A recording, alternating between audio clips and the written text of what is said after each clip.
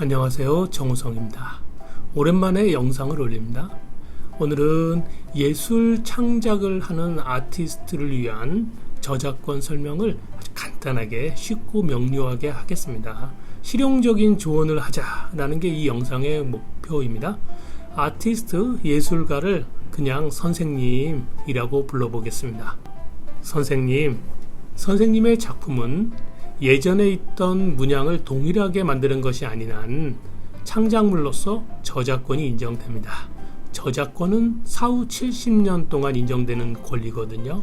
이 저작권법 제도의 취지는 창작자의 손자 세대까지 창작물의 경제적 이익이 전해지도록 하자라고 하는 게 목적입니다. 경제적 이익은 선생님 본인을 위한 게 아니라, 물론 본인을 위한 것이기도 하지요. 자손을 위한 것이다 라고 생각해 보는 게 어떠겠습니까? 물론 요즘은 과거와 달리 창작이 너무나 흔하고 많습니다. 그래서 저작권이 인정된다고 해도 그것이 경제적 이익을 만들어낼 가능성 사실상 극히 드뭅니다. 세상에는 선생님뿐만 아니라 아주 많은 아티스트들이 있기 때문에 세상 사람들의 관심이 선생님의 작업, 선생님의 작품에만 있는 건 아니기 때문입니다.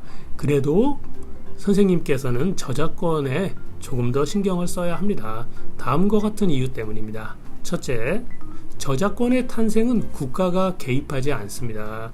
공무원이 심사를 통해서 이건 자격이 있어요 라고 해서 권리를 주는 게 아닙니다. 국가는 도와주지 않고 창작자 개인이 권리 주장을 해야 합니다.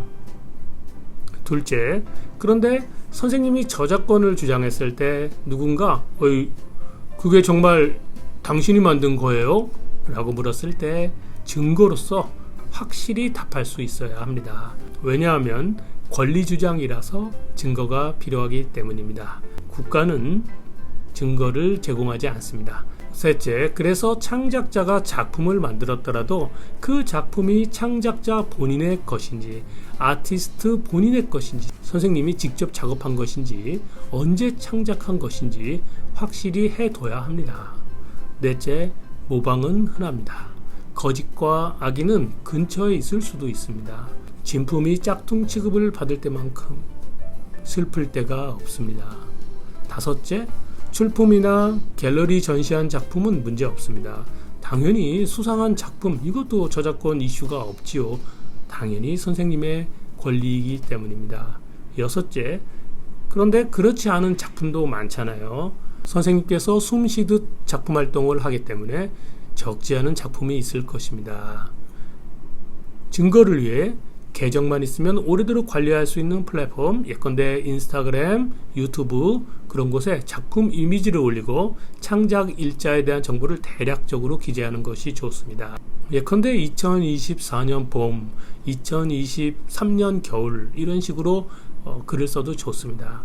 멋지게 올리지 않아도 되고요. 굳이 설명할 필요 없습니다. 선생님이 그 작품을 진실로 창작했다는 사실, 그것만을 관리하기 위함입니다. 인류를 위해, 자손을 위해, 무엇보다 선생님 자신을 위해 멋진 작품을 남겨주십시오. 감사합니다.